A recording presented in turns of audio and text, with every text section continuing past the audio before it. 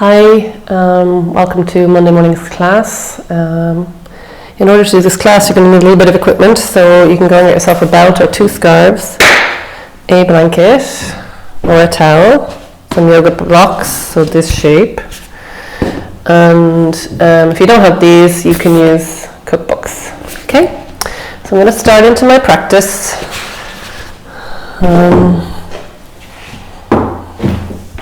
Push everything off the mat.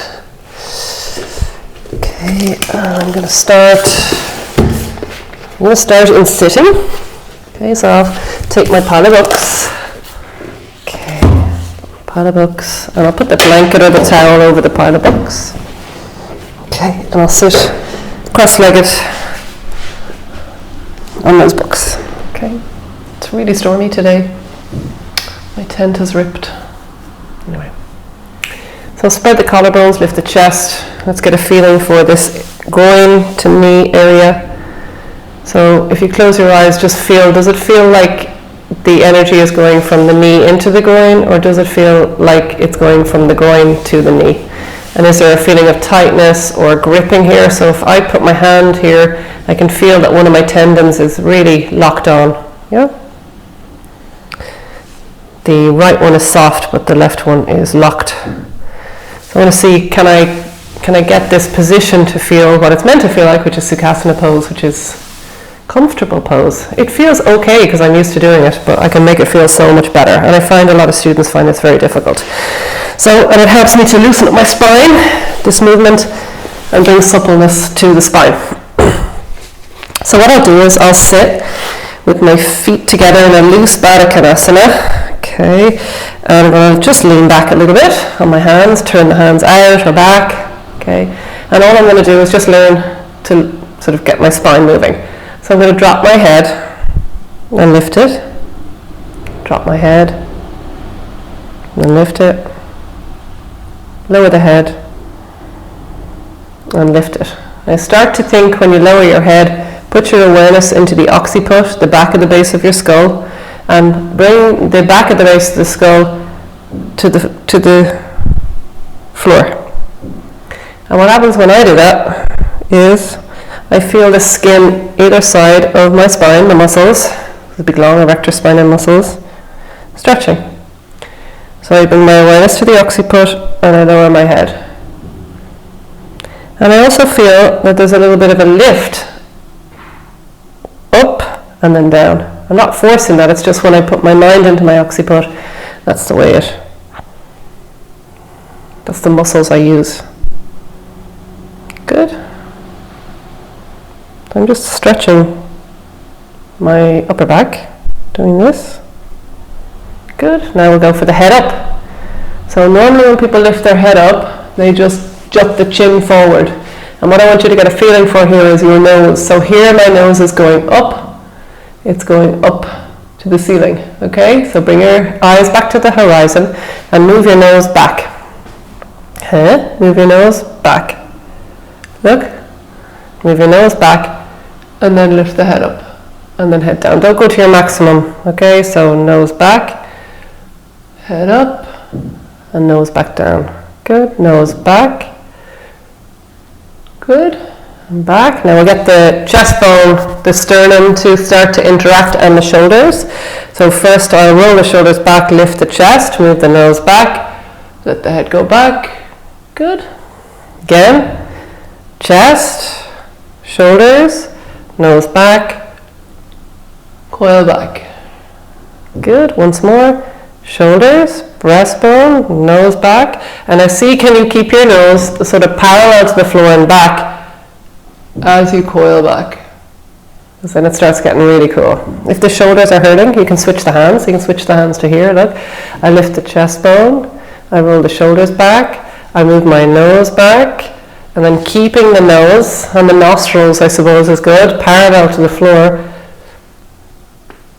I move my head back, and that really starts to change how I manage my neck. And I'm using my upper back. It takes a little bit of practice. I mean, I don't manage my neck very well, so I have to go really slowly. And I'll try and join the head down and head up. So I drop my head down, from the back of the base of the skull. And you might notice your tummy drawing in and your back rounding.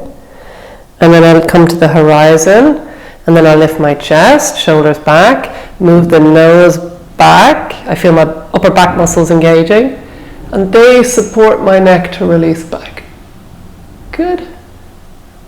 Down from the occiput, and horizon, nose back, chest lifting, head back, and center. Okay, now we'll come to the pelvis. Okay, so we can rock our pelvis forward and back, so we can lean back on the arms, okay, unless your shoulders are sore.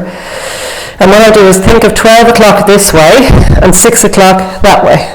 Okay, so I roll my pelvis forward, I roll my pelvis back. I roll it forward, I roll it back. I roll it forward. So 6 o'clock, 12 o'clock, 6 o'clock. You'd be amazed. What we're doing here now is we're rolling the pelvis around the thighs, around the ball and socket joint. So forward and back. So this loosens up the hips a huge amount, and it brings suppleness to the spine. Good. Okay. Now I'm going to join the two movements together, the pelvis and the head. Okay. So I'll drop the pelvis back to 6 o'clock, and I'll drop my head to look down at the floor from the back of the base of the skull. I round my back, so this is like a C curve, I suppose, in Pilates. Scoop your belly. And then I roll to the front of the sitting bones to 12 o'clock. I lift the chest, let the shoulders come into the movement. Nose back, and then keeping the nose parallel to the floor. Good. And then head to the horizon, drop back with the pelvis, back of the base of the skull. Good. Forward. Catch your neck. And down. Forward. And don't be surprised if that neck movement feels different. You have to learn it. It takes a little bit of practice. So at the horizon, I need to stop. Okay, I bring my nose back. That lifts my occiput up. And then I keep my nose back in parallel. Good. Back. So I'm not trying to go too fast. I don't want to go back to my habitual.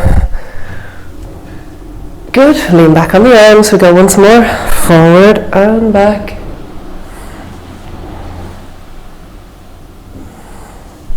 You can do this in a chair. It's basically cat-cow in Baddha Konasana. Forward, horizon, nose back. Good. And people with stiff upper backs, this is going to be like just super. Okay, and release. Okay, stretch the legs out. Okay, let's come to all fours. Okay, we'll come to all fours. Okay, shoulders away from the ears. The two frontal hip bones, you have a little feel of them. Imagine there's a little drawstring.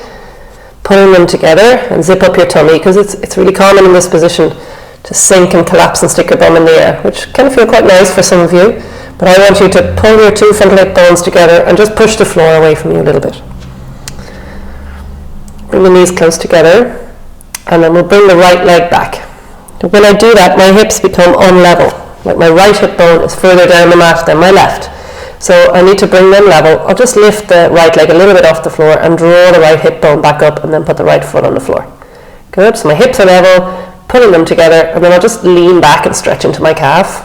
Why not?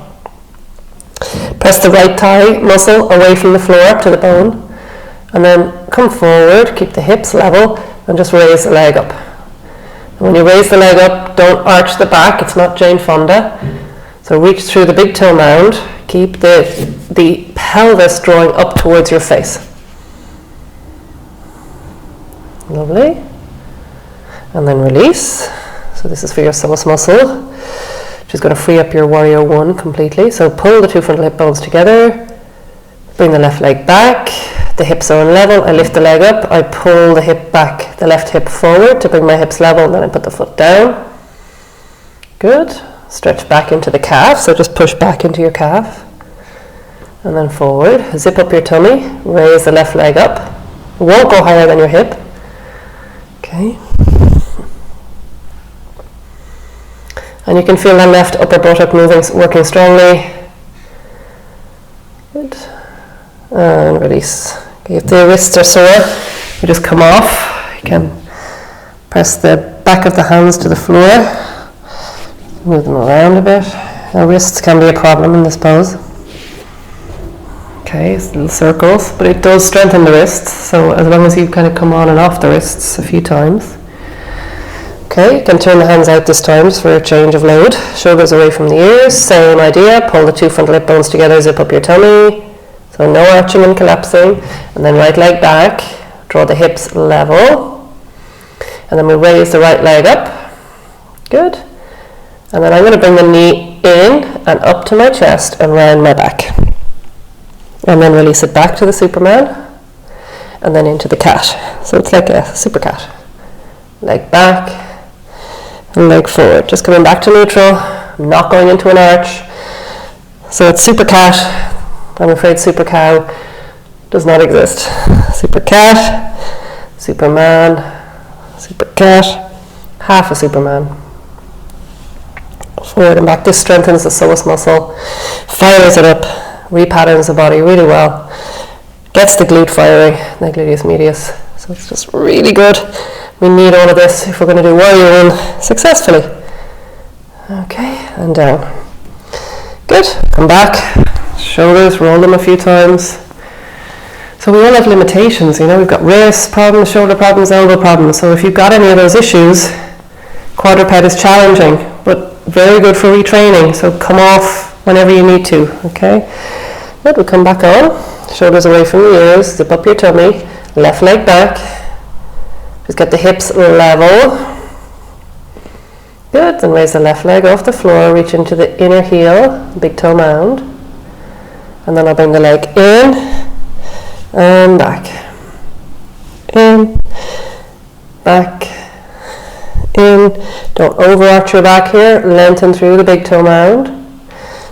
In, back, in, back, in, back, in, back, and release. You can join the big toes together. Just sit back, can roll the wrists.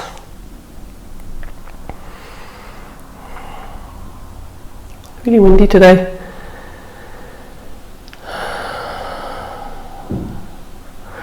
Okay, back onto all fours. Shoulders away from the ears. Zip up the tummy. Okay, and then right leg back, and then get the hips level. That's a little bit of an arch, you know. There's sort of a pull of the leg back into its socket. Raise the leg up. Good, and I'm going to keep the hips level and just turn the right leg out to the side. So I'm not lifting up the right hip and keeping both sides of the pubis looking at the floor. I'm turning the right leg to the right and down. Out, down, out, down, out, down, out, down, out, down, out, in, out. Look at the floor. Good. This really trains the buttocks, the upper buttock. Turn the leg. Keep your tummy zipped up. And release. Come off the wrists. Give them a twirl. And the other way. Shoulders.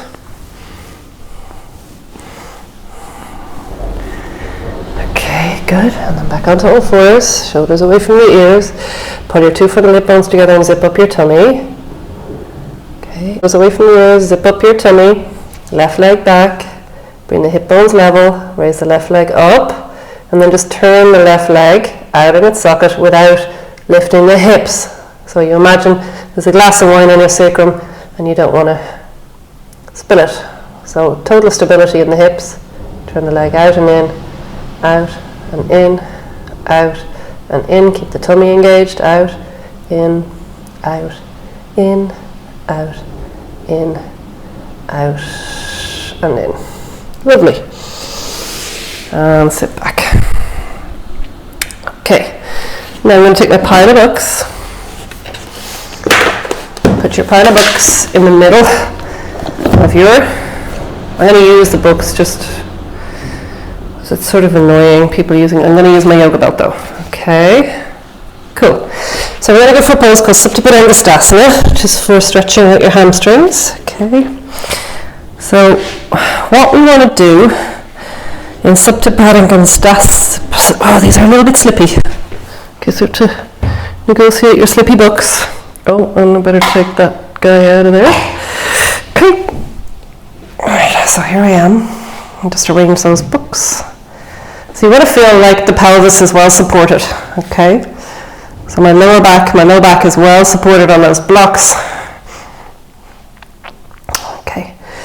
And what I get from this position is just a small arch of my back. Okay, so I don't have too many books, okay? And then I want to strengthen my back basically before I stretch my hamstrings. So I lift the back a little bit into the body. Okay.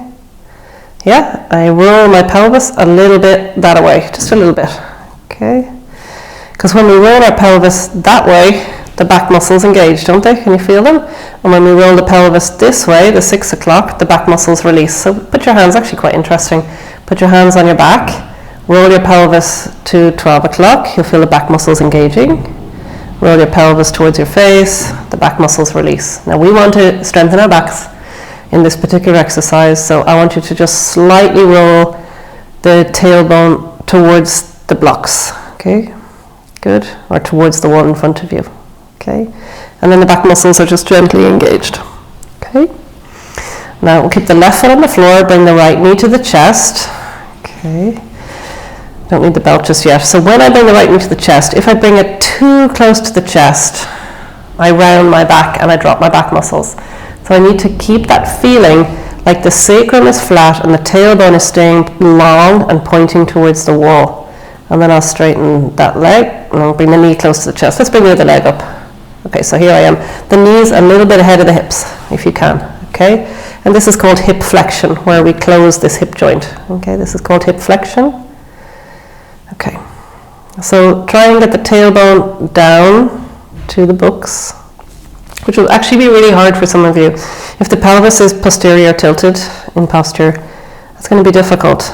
And this is why some people are just really good at yoga, because their pelvis is actually always that way. Okay, good. Try to soften the front ribs a little bit. Okay, now from here, see where the knees are, touch your knees, and don't let your knees commit to your knees. Okay, so you think of your knees, you know, like your partner, you're very committed, okay? So when I straighten the legs, I keep the knees where they are. You get to about here, and then what will happen is the knees will want to move away from the hands. This is non-committal. So you have to commit to your partner, okay, and straighten the legs if you can, without rounding the back. So you have to keep your back lifted and your sacrum down and your tailbone long. So you'll get to about here probably, depends on how flexible you are. And you will be feeling the hamstrings near the back of the knees, and this is really stretching the hamstrings. Okay, so this is not stretching the hamstrings, it's actually shortening the hamstrings. So being here and working here stretches the hamstrings. Okay, keep your back lifted. You can press the outer arms to the floor, the shoulder blades lifting away from the floor. See what you can do. Good, and then release. We'll put the left leg down, keep the right foot up. Put the belt around the right foot, your scarf. Okay. We'll do them one leg at a time now. Okay. So, put the belt on the widest part of your foot. Keep your tailbone, so it's really tempting here to bring the knee in too close and drop the kidneys to the mat. Keep your kidneys lifted, back ribs lifted, flex your hip, keep your hamstring long. And then commit to your knee, and we'll just see, can we straighten it? So I'm only moving my shin bone. I'm only moving the shin bone. And you'll get to a certain point, and the leg will only straighten if you do that. So don't do that, okay? You're better off having a little bend at the knee. And really feel the thigh muscle right down to here now, helping you to straighten the leg. Okay, now I know it's kind of annoying when yoga teachers have really long, bendy, stretchy legs. Most of them got it from when they were kids and did gymnastics and ballet. So it's fine to be here and totally normal to be here. In fact, this is like hyperextended. So it's better to be here and feel the stretch at the hamstring. Keep your tailbone pointing towards 12 o'clock. Your back ribs lifted, no strain. Can breathe. As you exhale, you might try and extend a little bit more. Okay, and then we switch sides. So left leg up, right leg down. Bring your tailbone to the books. I mean, it is a little bit lifted, but it's not rounding up. Okay, knee to the chest, and wherever that knee is, you could put, your hands at the knee. This is commitment. I commit to you, knee. And just straighten your leg to wherever you can. All right. So when the back muscles are engaged and the hip is flexed, then the hamstrings can actually release. And if neither of those things are happening, it's very hard to actually lengthen the hamstrings. And that's why people get stuck in this pose, because they're here all the time. See? Instead of here. Okay? We'll switch sides. We go once more. So left foot on the floor, back engaged, knee to the chest, and then committing to your knee.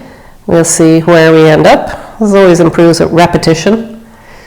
Okay, where it ends up, good. And then if you want, and it's feeling kind of easy, you can slide the left leg straight out. I was doing this at home now without the camera. I'd probably have the foot reaching the wall, which would be really nice. And this leg being out like this encourages the pelvis, doesn't it, to tilt to the 12 o'clock.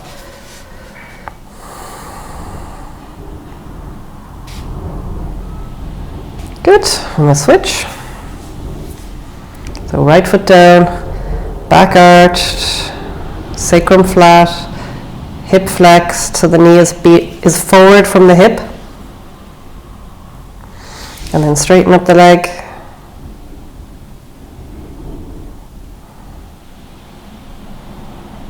To wherever you end up, doesn't matter if it's not straight, remember. You'd be seriously bendy if you could straighten the leg here without cheating. Okay, and then slide through the right leg if you want.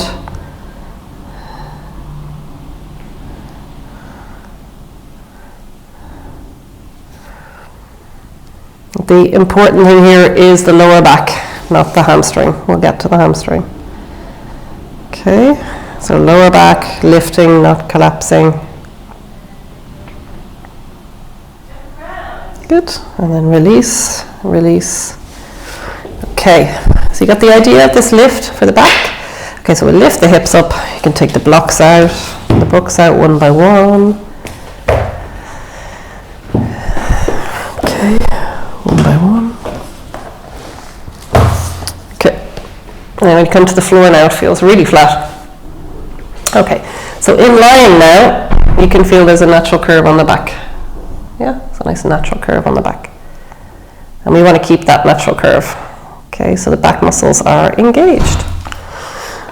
So we'll bring the right knee to the chest, and we'll use the belt slightly differently now. So be in the middle of your belt or your scarf, put the belt around the arch of your foot this time, and crisscross the belt around the front of your ankle. And then bring it behind the calf. Okay, yeah, and bring your knee to your chest, just a little bit, beyond the hip, okay. Keep your hip, your pelvic rim on the floor, and even beyond the pelvic rim if you can. And then this will help to commit, so I sort of hold my knee just lightly with the heels of my hands, and then I try and straighten up this baby. That's actually improving. So if you do this a few times, if you did this like every day for COVID phase 1, you'd have really good hamstrings by the end of it. Happy days. If you can. So if this is really hard and you're here, don't straighten out the left leg. There's really no point. Okay? But if you can get near straight, you can stretch through the left leg, through the inner heel. So you can think of that Superman leg. Good.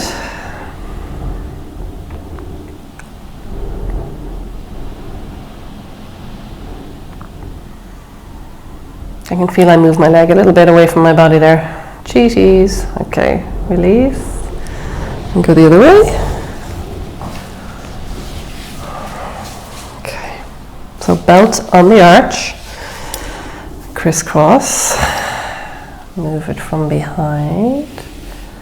Okay, so crisscross around the calf. Okay, because I'm trying to work from the lower leg. Okay, so I get my pelvis nice and flat, so the pubis is looking straight up at the ceiling. I bring the knee to the chest, so I don't have great hip flexion. And it's not, like I can do this, but now I'm imprinting into the floor at my back. So remember, we want to feel like we're still on those bricks, we're still lifting the lower back from the floor. Okay, and then I commit to my knee. Here she comes. I am so committed. Good. And then stretch through the right leg if you can. And that might take a few days to get to stretching out the right leg. Okay, good. Relax your facial expression, so don't be. Relax your face. You can pull a little bit more with the left hand than the right. Hips level, of course. And there's still a space under your back, isn't there? Should not be imprinting into the floor. Otherwise you're not stretching your hamstrings, you're just rolling. Okay, and then release. Okay. Now let's roll to the side and let's get one of these books. Okay, now it's important in life not to drop a book. I won't use Ottolenghi because one of my students gave me that and I love it. So I'll just take, this is the River Cafe cookbook. I'm going to, I'll just turn this way so you can see me. I will take the belt around the front of the book, crisscross it around, turn it back over. Okay, so it's like the start of a ribboned parcel. And then I'm going to put my right foot in under that strap. So it's a bit like, what are those things called? Sliders. Okay, and then with my new shoe, I come back. It's obviously easier with a yoga block because they're lighter. Okay, so there, here I am. And what this gives me is, it makes me keep my foot level. So often in Supta Padangusthasana, the foot turns a little bit and we don't catch it. Okay, so be on the center of your heel. Okay, and lift all your toes away from the book. Okay, and big toe mound down and little toe mound. So I'll put the big toe down and the little toe down. Good. Okay, and then I'll make sure I've still got that little lift in the lower back. My sacrum is pressing down, my tailbone is going towards 12 o'clock. I bring the knee forward beyond the hip. That's improving a little bit. Okay, and then I keep the knee where it is and I stretch the leg up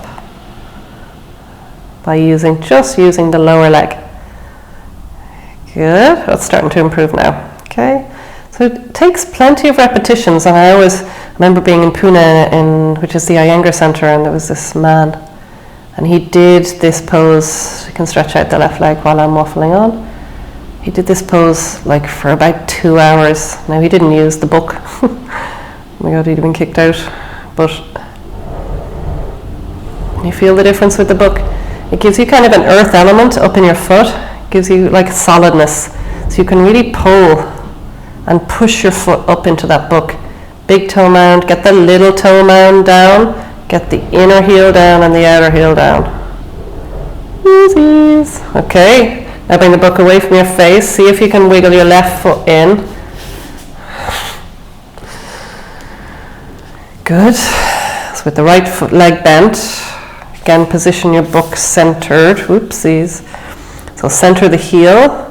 If you've got bunions, this is really, really good for you. So lift the toes up and then little toe mound, big toe mound down. You can keep the other toes slightly lifted if you want. Good. You can bend the knee. Get that little lift in the lower back and the flexion in the hip. And then committing to your knee, just raise the foot up, kick the foot up over your head and stop where you need to stop. Don't cheat.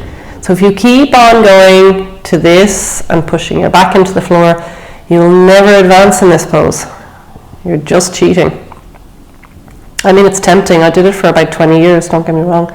And nobody actually ever told me about this. So there needs to be a natural curve in the spine. Good. And we'll switch back once more. I need to keep an eye on the time because I'm teaching somebody yet. Oopsies. That's safer. Okay, these are great shoes. Okay, so little lift in the back, knee to the chest a little bit, straightening the leg up, get that foot. That was actually quite funny. Don't do that. Okay, so I'll go back. That was good actually, because it's not the best piece of equipment. Boom, boom, boom. Okay, back again. No big deal. So I suppose it's nicer with yoga blocks because there isn't that feeling that there's a heavy book coming at you. But even there, it didn't even hurt me. Okay, so here I am. Yeah. Push your foot into the block. Make the foot like all four corners of the feet down. Little lift in the back. Okay, straighten up your leg. Connect to your knee. Not imprinting the lower back into the floor. Not moving the knee away from the trunk. And then if you want, you have the flexibility. Okay, so it's really important to not overdo it. Because if you feel your sitting bone at any point in these exercises, that means you've overdone it. That feels really good. I'm probably cheating slightly. Okay, make sure you switch the feet away from your face so that if it does, go for a hop. There we go. Lovely. So a little lift in the back, flexion on the hip. Just moving the shin bone and the foot forward, not moving the knee back. Good. Pulling with the left hand more than the right. And if you can, slide through the right leg. Keep the hips level.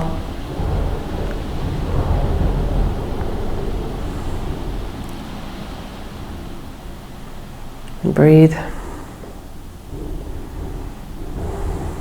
So I notice I'm pushing my lower back a little bit into the floor. So I'll just re-engage my back muscles. Which means I probably need to bend my leg a tiny bit. That's it. Oh, that's much better.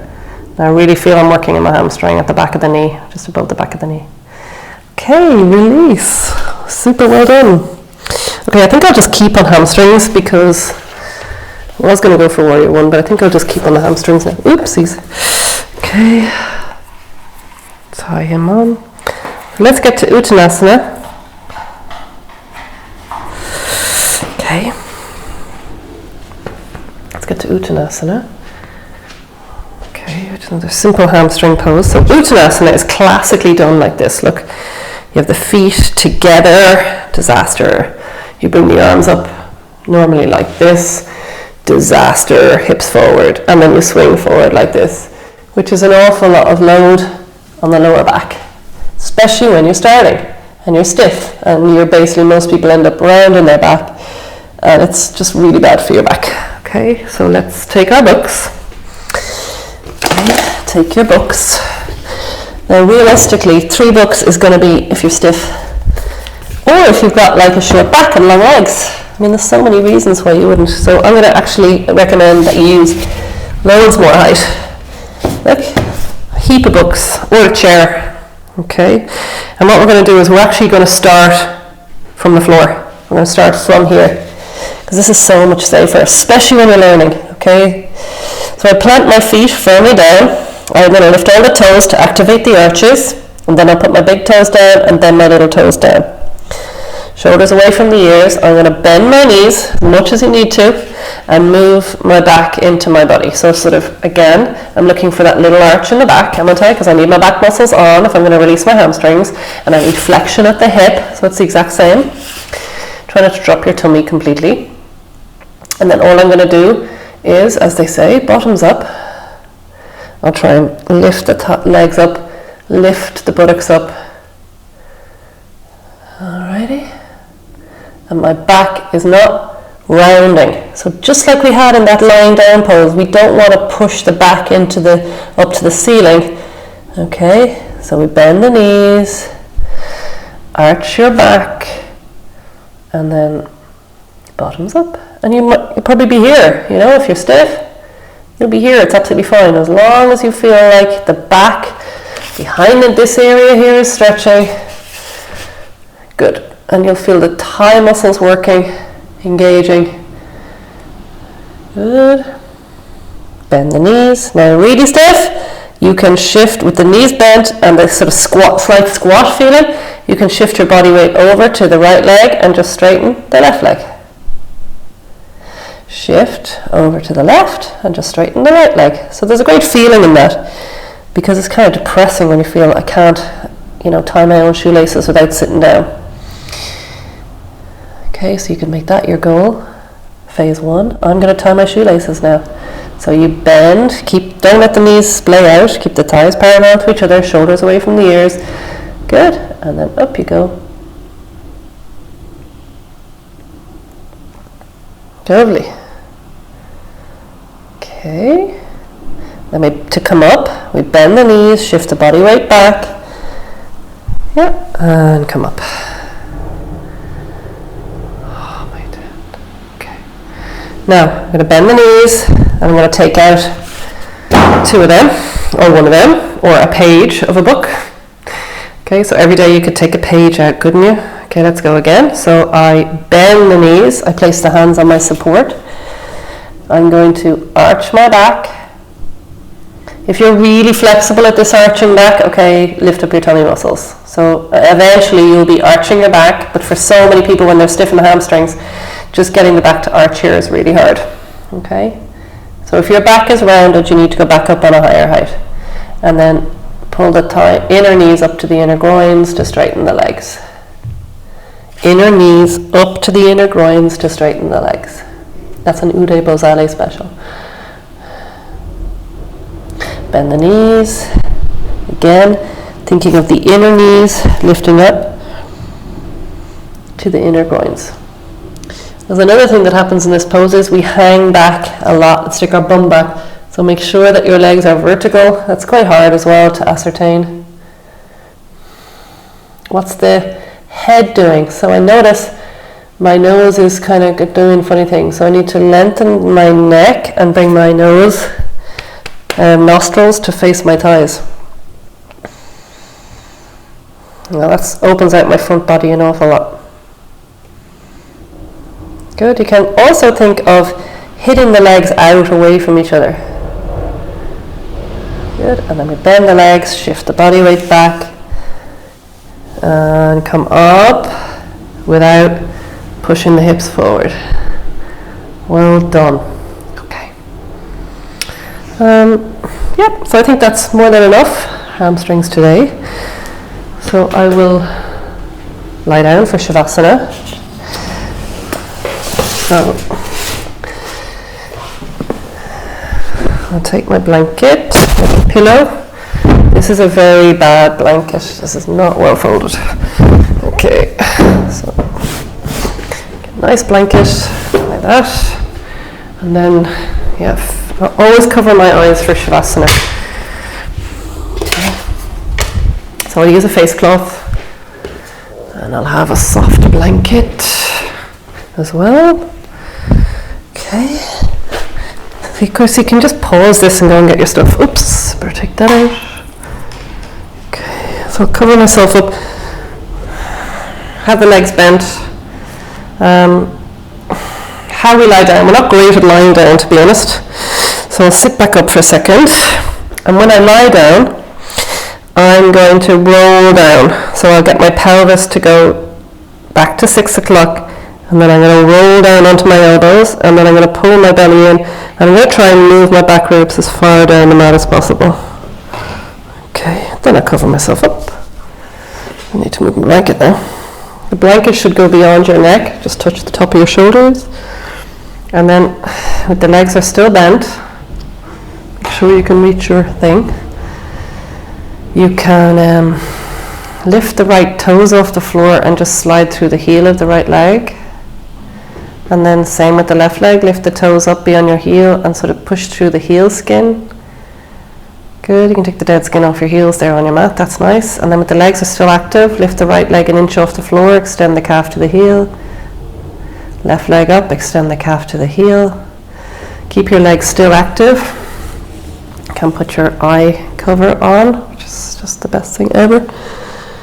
I used to make, I have eye pillows with rice in them, but actually this is so nice because it's light. And rest the arm.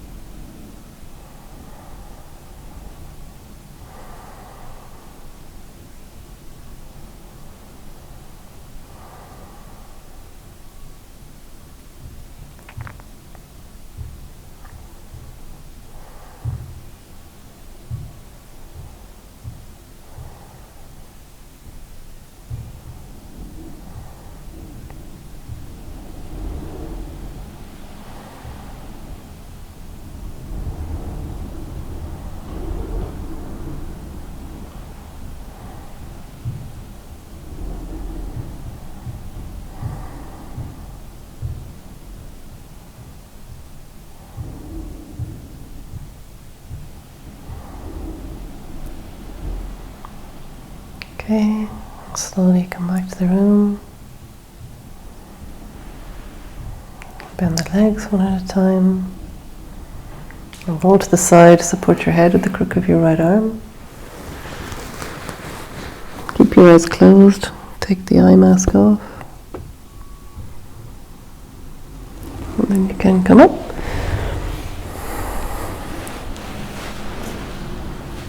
And gently open the eyes, soft gaze of the eyes.